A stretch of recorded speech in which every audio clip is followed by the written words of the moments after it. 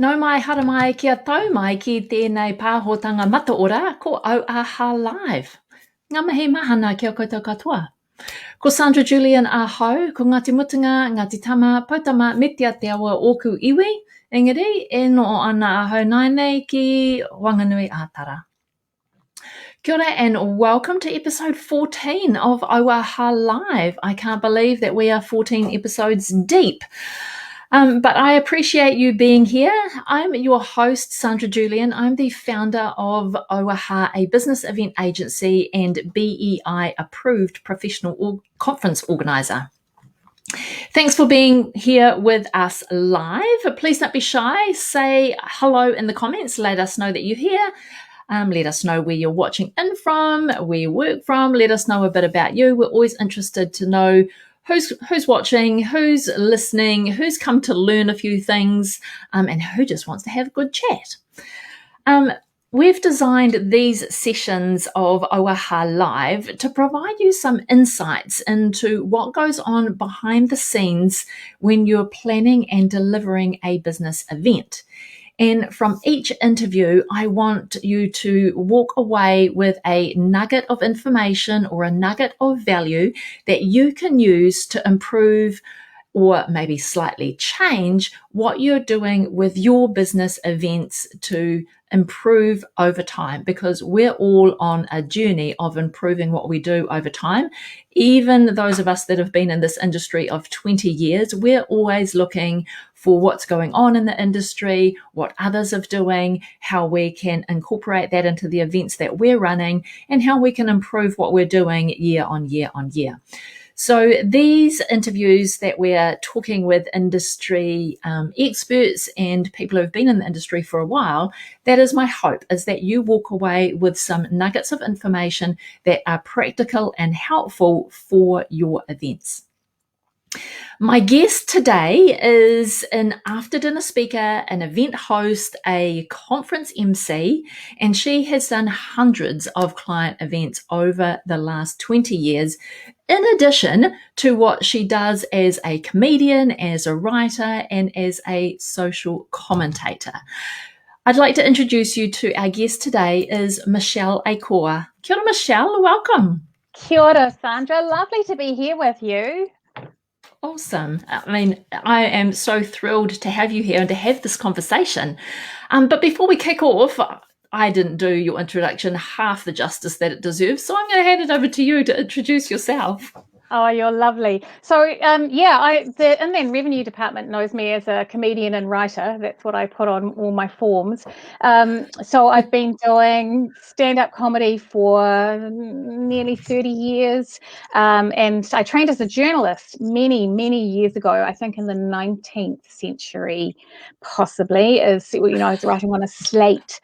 And then about 20 years ago, I started doing, maybe 25 years ago, I started doing corporate work, often as an entertainer because I was hired as a comedian, and then got more involved in emceeing either a dinner event and then emceeing whole conferences. So like for 2 or 3 days from, from the morning right through. So, and that's become it's become a big part of what I do. I really enjoy it.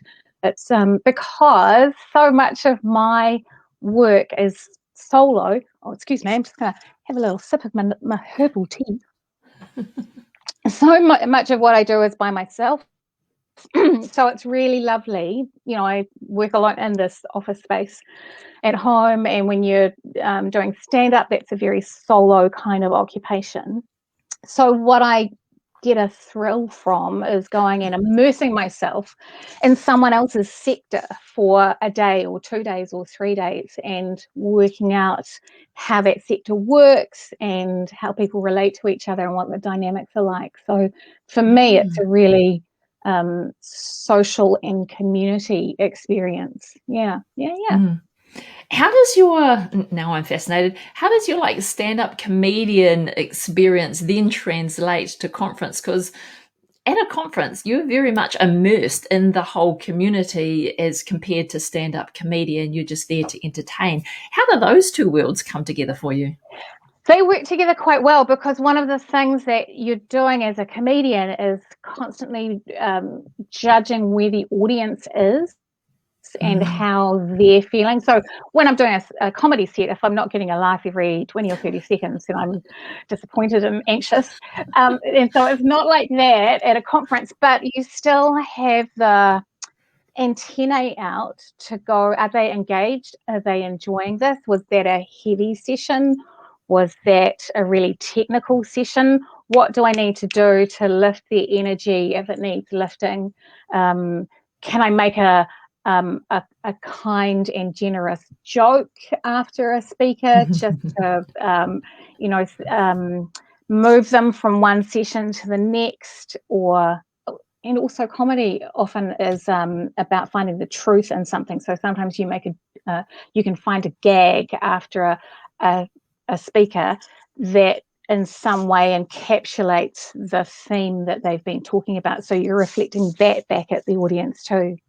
But yeah, mostly it's about taking care of them. It's of the audience. And I mean, part of the MC's job is also to take care of the speakers. That's to make them feel comfortable and loved and welcome. But constantly having your antennae out for, does the audience need to be jogged along or fired up or calmed down or soothed? Some keynote speakers can be really emotional, and you need to acknowledge that and after the audience, wrap your arms around the audience to make them feel okay so that they can move on to the next thing. That's super interesting. But you're right, it's right. How are you judging the audience in order to transition them from one session to the other? Because conferences, they can be fast paced. Yeah. And one speaker is so different to the other. And how do you help the audience control everything and the emotions and the feelings of what's going on? And it's almost like it also, I think it ties up with my writing, because you're creating a story for them throughout a day. You're trying to provide a narrative. Okay, so that session was about this theme, that was about being courageous, and this next session is about sharing your knowledge with other people. So one is about you being fed and one is about you feeding. So if you can in some way talk about that as you say thank you for talking about how we feed ourselves, and now let's move on to feeding other people. So you finding a narrative for the day as well. And so how much of that do you prep before the conference, and how much of that have you just learned to instinctively work in a room on a day? I really over prepare my spontaneity, Sandra. I love that. I over prepare my spontaneity. That's a quote, Michele. We're just going to put that out there. I do a lot of prep beforehand. I mean, a lot of it happens in the moment, and it is that spidey sense that you've got working all the time for you to go, okay, they need lifting or they need calming or they need whatever it is. But I do a lot of prep beforehand. I visualize, the thing I most want from somebody like you, for example, is I want a breakdown of what the audience is going to look like well before I get there, days before I get there. So what are the genders that are being represented? What are the cultures that are in? Does everybody have English as a first language? And a rough idea of ages and what their roles are within the sector. Are they up here or in the middle, or a range of those things? So I can visualize what the room might be like. So and I make sure I'm over prepared on how to pronounce people's names and what their a quick bio, so I can place them in the world, and a quick summary of what they're going to talk about. And so if you've over prepared, you can kind of relax while they're speaking, watch the room, feel what they're feeling, and come up with the thing that you need to move on to the next thing. Yeah. Mm.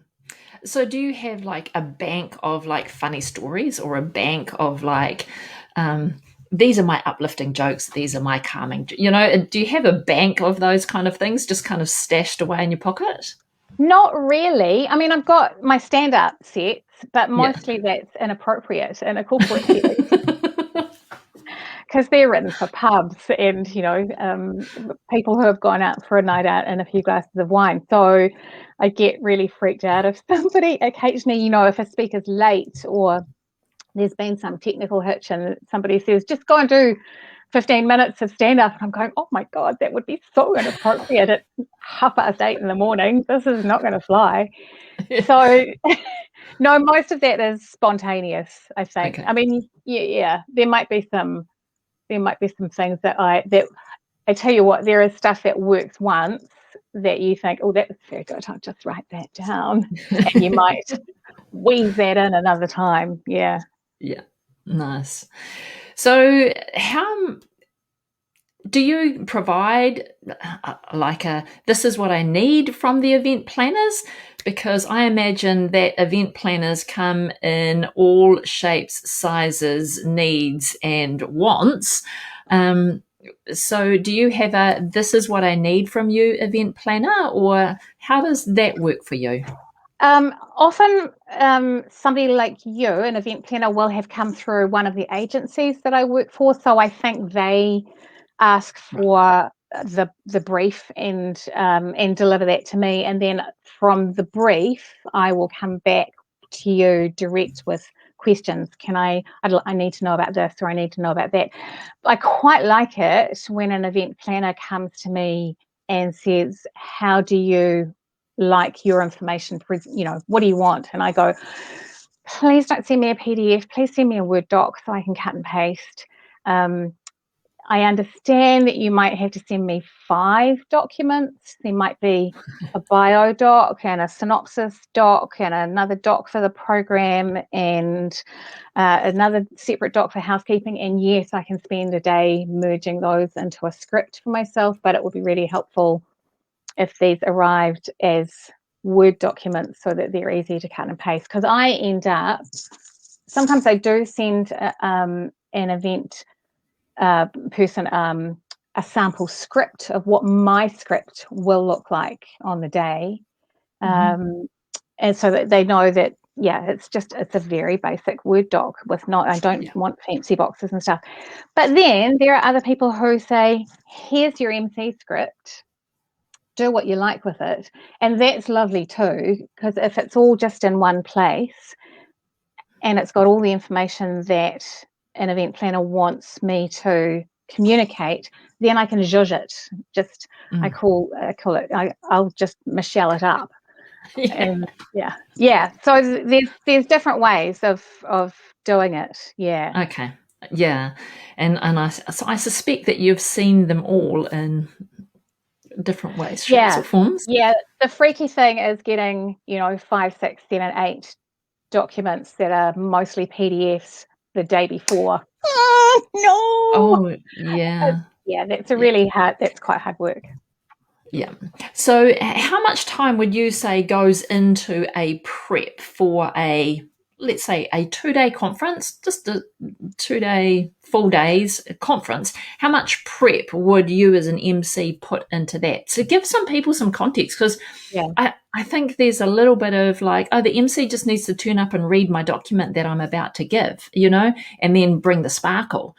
But it's like, in all honesty, how much time goes into that pre-prep work before you can turn up and bring the sparkle?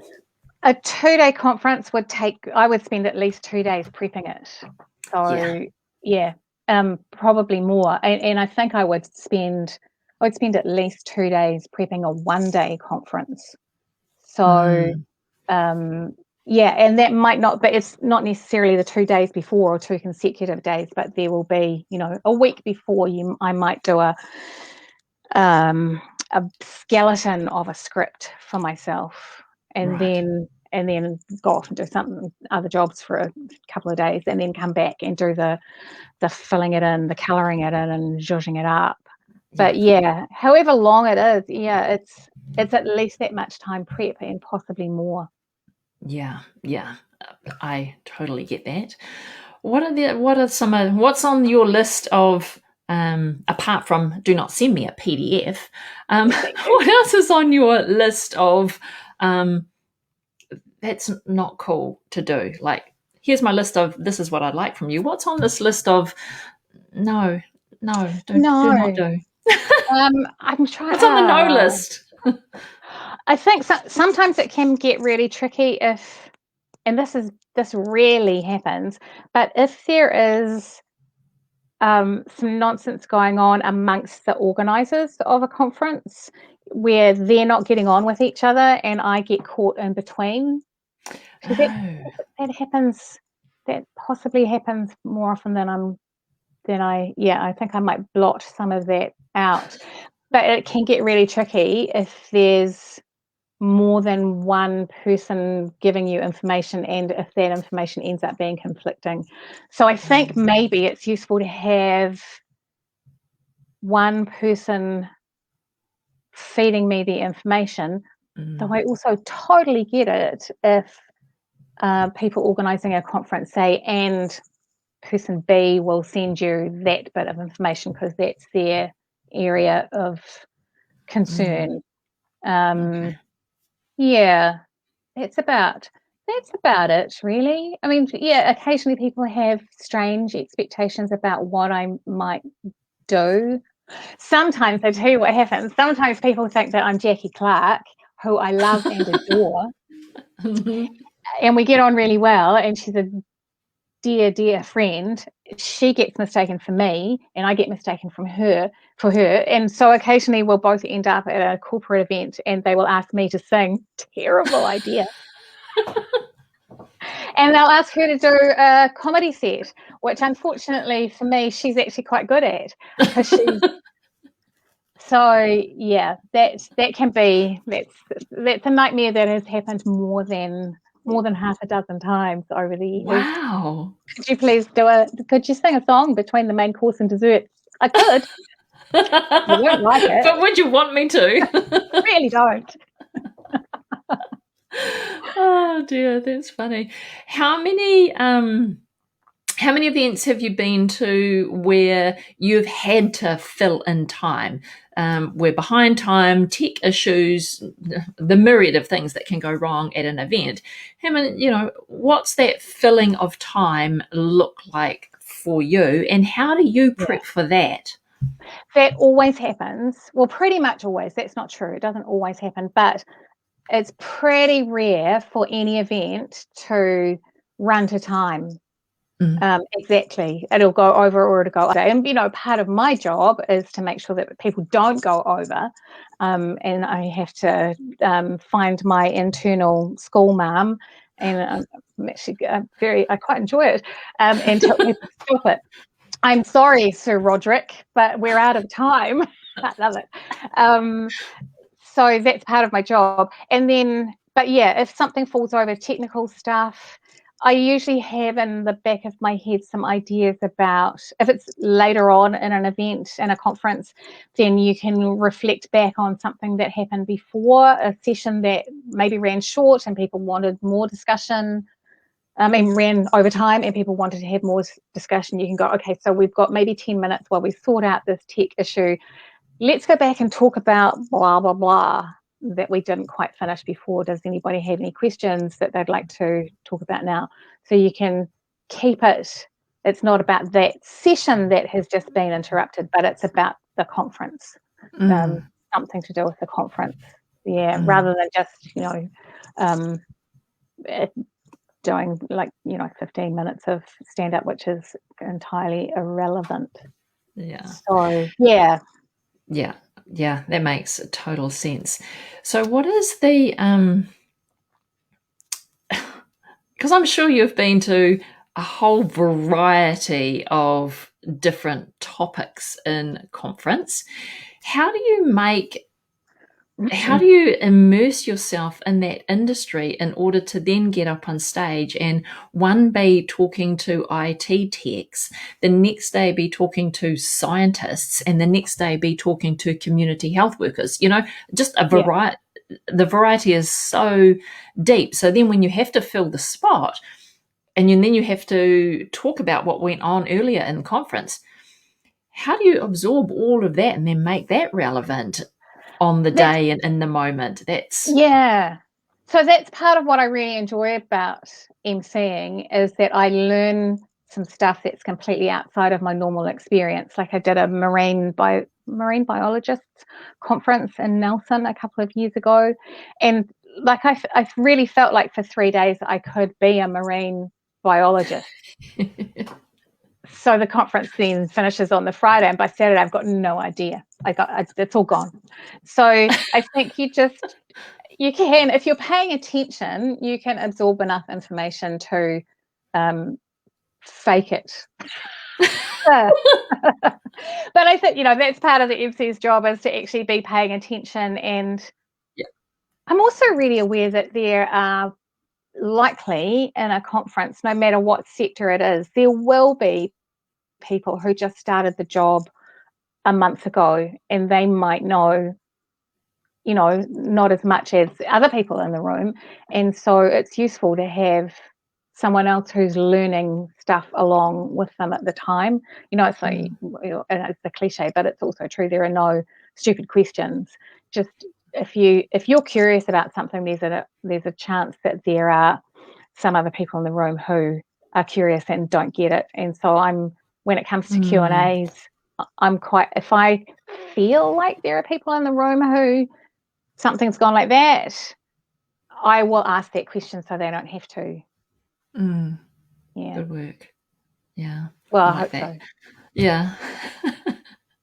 So it's a bit of prep work beforehand to know who the organisation is, what it is that they do, what the conference is about, who the speakers are, what they specialise in. All of that is pre-work that you have absorbed into your brain before you rock up and then bring the sparkle. Yeah. Which is the piece that I don't think people realise enough, is they're booking you for the day, paying for the day or whatever the day, but actually what goes into that payment is actually all the prep work and actually all the many years of experience that's gone into being able to bring yourself up to speed within a matter of a week and then be able to be relatable on the day. Yeah. You're buying an MC's lifetime of experience, really. Yeah. So let's talk about how you engage an MC. How do you, and I'm sure everyone goes about this differently. How do people engage Michele A'Court? Sometimes it will come through one of the speaking agencies that I work for. That's pretty normal. I'll get so somebody will, like a client, let's say that you're a secondary school teachers conference. I don't know why I said that. And they will go to an agency like Celebrity Speakers or Captive Audience or Speakers New Zealand or whoever it is, and say, we want an MC on these dates. Who have you got? And they will say, we've got 6 people. And then they will go to those 6 people and say, are you available? Are you interested? They won't tell us. Often we don't know very much about who the client is. They'll just say it's in Hamilton and it's for these dates. And they won't and it's an MC, but they won't necessarily say who the client is. And so then you say, yes, I'm available and I'm keen. And then all the negotiation goes from there. The client will pick whoever they want. Sometimes people come through my website and ask me, in which case I will check to see if I'm available, and I'll check in with myself to see if I'm keen. Does that sound like something I'd like to do? And then I will put them in touch with, I've got a manager, because I hate talking about money. It's one of the things I can't do. I can't knit. What else can't I do? I make really good pastry. Nice. But talking about money is just really can't stand it. And I also, because the relationship between the MC and the event organizer and the client is so precious, I don't want to, right at the beginning of developing that relationship, have had an argument about money and what I'm worth. That feels really yuck. Yeah. So I hand that over to Richard, and Richard has those conversations. And if occasionally a client will say, your manager's a bit of a hard ass, I'll go, is he? I had no idea. And I just, whatever's going on, I haven't heard about it. He doesn't tell me. He never tells me what the fighting over dollars was. So it's all completely outside of my relationship with the people that I'm actually going to spend the time with. Yeah. So that works for me. And I think that's something that I think we should get a better understanding around across the industry, because it's not just professional conference organisers like ourselves who are booking you. You're getting bookings directly from that association or the organising committee or whoever, because they've gone on a look-see for who might be the ideal MC. My experience is people try and avoid agencies and try and find people directly. And then I have had an experience where clients have got really peeved because the MC has sent them off to their agent. And I really want to kind of get it across so it's a bit more, I suppose, normalized, or it's good business practice that it is okay for a professional speaker, professional MC who you are looking to engage in your conference to actually have that handoff to an agent to do all the negotiating around booking. And it just adds a level of professionality. And it's like you said, it then takes away this uncomfortable element of the relationship that needs to be created in order to bring the sparkle on the day. And make that frictionless, whereas money can be really confrontational at times. I think I made a list when I started doing this kind of work of what I'm good at and what I'm not good at, and what I enjoy and don't enjoy. So negotiating money is, and I'm terrible at it. I would do it for a bag of chips and a bottle of Diet Coke. Wouldn't really, but I would undersell myself. And also, as an individual, you don't know what the going rate is. Whereas my manager manages other people who, like me, who do it. And agencies have other people who, they'd say in the beginning, they'd say, what do you want for this, Michele? And I'd give them a number and they go, but that's way too low. You should be charging. So that helps to put a value on yourself. But there are also things that I don't do because I don't like them. I don't like booking flights, and I don't like booking hotels, and I have an accountant, and so there are things that I love doing, which is scripting, performing, researching, making other people feel comfortable. So I do those. And that other stuff, people with expertise in those areas can do those. And that's the way we need to look at it too, is we're not all good at everything. We're all good at some things, and the things that we're not good at, we just need to hand off and let others who are good in that area do that job. So I like that.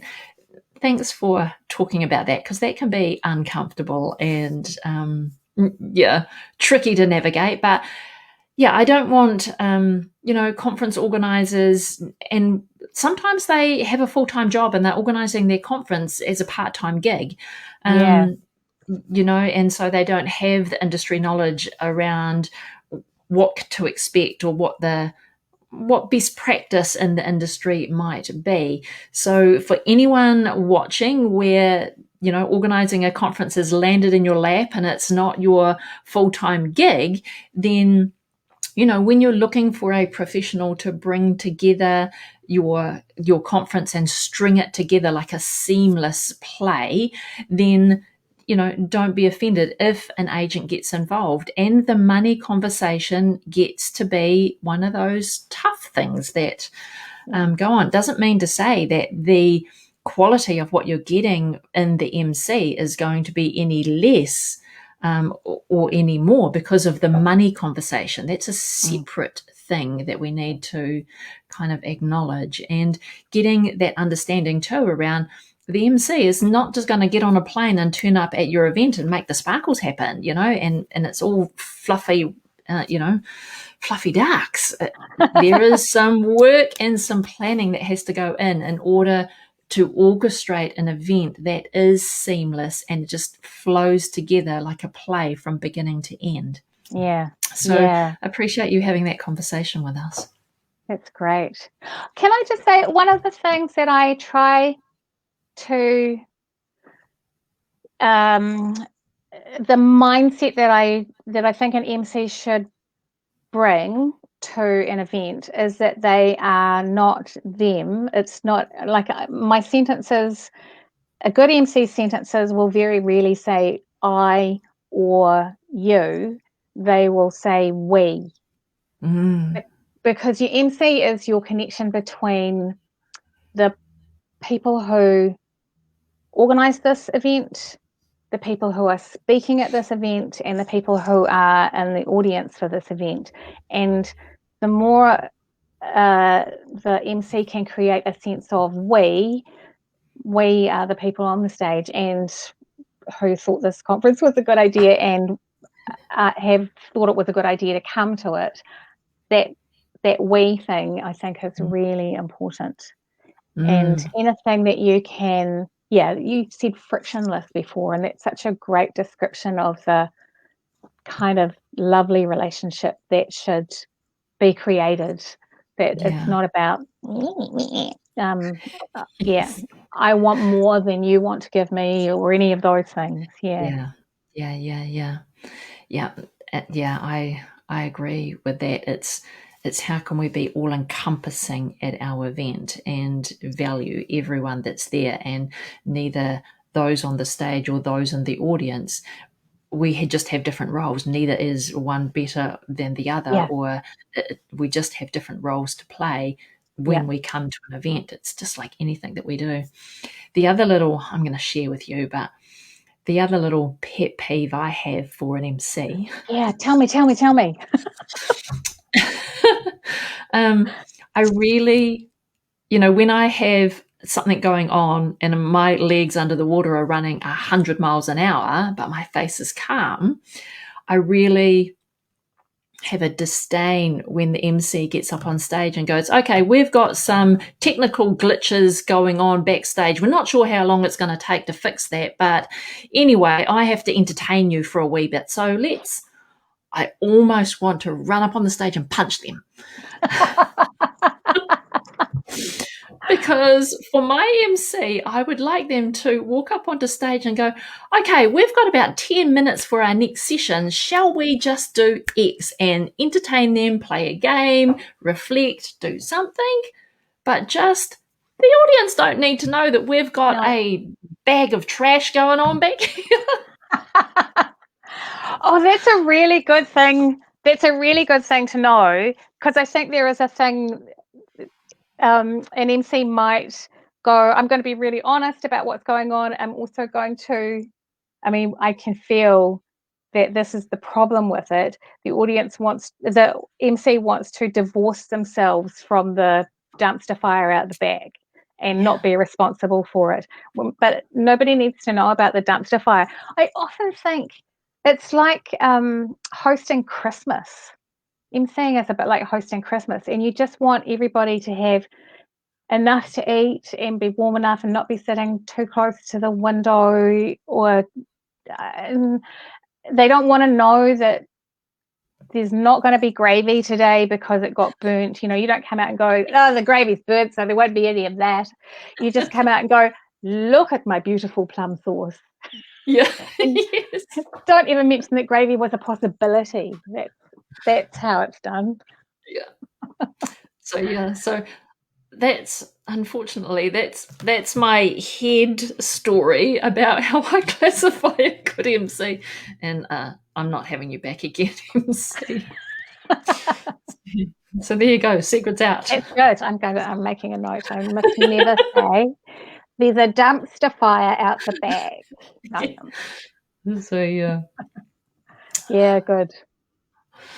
Michele, it has been lovely chatting with you today. I appreciate you taking the time to come just hang out with us and chat all things job for an MC to do and play in the business events arena. Oh, look, it was a pleasure. It really is. It's such a bloody great job, and aren't we lucky we can do them in person again this year? I'm so excited. I know. This year is looking really good from my perspective anyway. And that's because we specialise in domestic events. We don't do a lot of international work. And those PCOs that do a bit of international work, they're still doing virtuals, but our event calendar is looking pretty good. I mean, That's fantastic.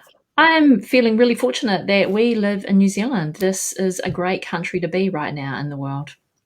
Look, I don't think I'm hoping that I will spend the rest of my life being grateful every time I get to be in a room with other human beings. That's gonna be my mindfulness goal for the rest of my time on this planet. Fantastic. All right. Thanks ever so much. I appreciate you. I appreciate you being here. I appreciate your time and sharing all of our insights that many people probably don't know about. Yay, pleasure. Okay, looking forward to working with you again soon. Yes. Okay, everyone, I hope you really enjoyed that. That was a fun chat with Michele.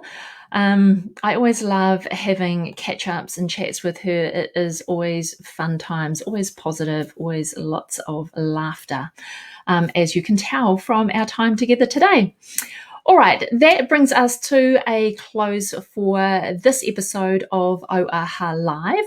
We will be back in another fortnight. As you know, we're on a fortnightly rotation. I will have another guest who plays in behind the scenes of the business events industry here in Aotearoa. And we'll be back to share more nuggets that will help you in your planning and the delivery of your next business event. If you know of anyone else who would get value from tuning into these shows and these live chats that we have, then get them over here to the Auaha Facebook page. Follow our page, turn your notifications on. You can also catch the replays over on our YouTube channel. If you want us to drop your wee email before every episode goes live or when the replay is available, you can subscribe over on our website, auaha.co.nz. All right, go and have a lovely weekend, whatever you choose to do. I'm off to Taranaki this weekend to spend some time with whānau. But I will see you back here in a couple of weeks' time for more chats about what goes on behind the scenes and sharing with you the many talented people that make up the business event industry here in Aotearoa. Okay, until then, mā te wā.